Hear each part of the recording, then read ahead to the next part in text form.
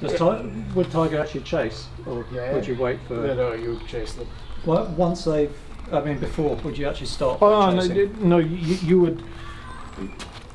I just don't want to smash you into the side. But you would initiate from right at the edge of engaged distance. Yeah. If you're outside that, you wouldn't bother. Yeah. You might walk into engaged position and then initiate an attack. Yeah. But you wouldn't come from out here and go like, because it's too far. Or you'd wait for him to come into that initiated position. Again, if he launches an attack from right out there, then I'm just going to swat him as he comes in. If he kind of goes like, right, I'm trying to get into distance, as soon as he gets into that kind of like, I can go for him kind of distance. Yeah. So out here is fine. Don't just kind of hang about out there, move it around a bit, and at some point move into engaged position. As soon as he gets there, it's like I'm having it before you can start doing something. It's like just as he gets onto that line where he could launch something that maybe would be dangerous, that's where you want to smash him. And then you chase him as he goes. And then if he runs away, you chase him down. Yeah. And you cover your entrance with the fact that you're using a lot of power. Yeah. Because if I just do something that's like kind of shitty, then these movements are big, and you'd think like, oh, if I go like, whoomp, then this is open. Yeah. But he's not going to hit me there because he's just gone, shit, I don't want to be anywhere near this. That's just gone through here. You're stepping back. So the fact that I'm laying down all this power into him makes him kind of, he can't come back into that space. Yeah. So I don't mind that I'm using big attacks, potentially leaving me open, because by the time he's recovered, I've got time to go back at him. If they weren't as powerful, I'd want to tighten things up, so that a bit like chicken. In chicken, everything's tight in here, so I'm always keeping. Throw some strikes at me. Yeah.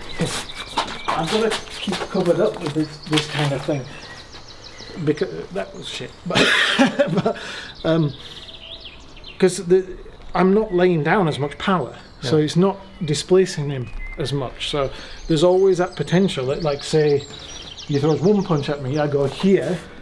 If he steps back, he could throw this punch in here. I've got to have something ready to block it out. But with Tiger, it doesn't matter, because he ain't coming back because he's getting out of the way. Yeah. Does that make sense? He knows about this stuff anyway.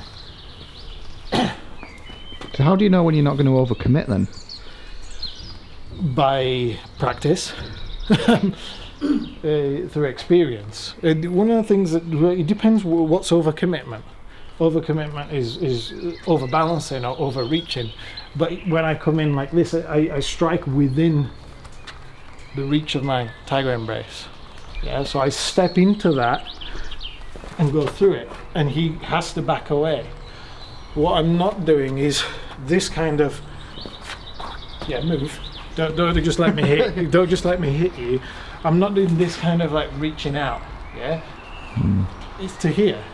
So I just strike through the position where I'm comfortable reaching to, which something is going to be there. I'm not going to do that from back here. Like, oh, there's nothing there. Once there's a target, I can smash through that. And then if he moves back, it means I have to take another step. This is where chasing him down comes in. But I always do it within this engaged tiger embrace kind of, maybe a little bit more extended than the standard round. But in tiger, it's generally in this area. It's just that this is moving through all this space. Yeah. But if I start to reach out and elongate this, then I'm stretching too much, or if I'm stretching lunging out like this, then potentially I'm overcommitting. So it's about kind of maintaining that integrity. You're always weight back. Yeah. The back leg follows the front leg very, very quickly. Yeah. You always bring it through. Yeah. Yeah. So you're always ready for the next thing. You're always reserved. You're not actually committed. Yeah. You see, there are not many of the animals that go very, very committed. Eagle, maybe, but Goshawk. yeah, but Goshawk in a different way. You're not committing to yourself to overreaching or overcommitting yourself. You're going fast and you're definitely committing to the strike, but you're able to pull out at any point as well. There's this kind of reserved, you can adapt and change the situation. So if I'm, right, this ain't going to work properly, but if I'm doing Goshawk and I'm coming in and I'm getting lots of flurries of punches, but if he's maybe really solid and I don't move him, maybe I land a strike into his torso and like boom, I don't move him, at that point he's going to strike back at me, and I should have enough in reserve to go like boom, whoa, back away, and then maybe then straight back in it. Eagle would actually drive through. It's looking to break through, but it only does that when it's 100% sure that it can do it. And this is why bear's good in combination with eagle, because bear's this reserved. He's like trying to get me, and I'm like, okay, I'm waiting, I'm just defending, biding my time. Maybe I clock him, and that's probably when I use my eagle. It's like bang, got him, boom, drive all the way through. And this is definitely committed. Yeah. Yeah, if I miss him at that point, move. Now I'm in trouble because I've really stretched myself out. My weight's right up here, and it's like, all right, if I'm going to have to do anything, I'm going to have to reset and readjust. So you only really do that kind of attack if you really know that you're going to hit someone with it. So you're waiting and biding your time until you get someone into that really bad position. Or sometimes you get it from a control. So I might control into a position like this, and then I go, okay, there's no chance he's getting me here. Splat. Usually it's the other way. It's like I come in here and then splat. But tiger's not going to overcommit. It's just going to stay within its sphere of influence.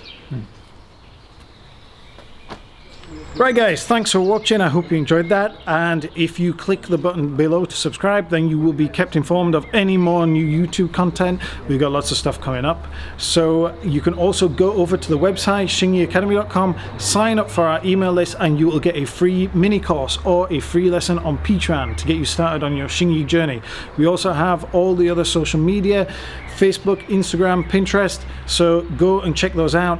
And finally, we have Patreon. So if you go to patreon.com/Xing Yi Academy, then you can help us out by giving us a small donation each month, and you could even get a little bit of extra special content. So check all that out, and we will see you next time.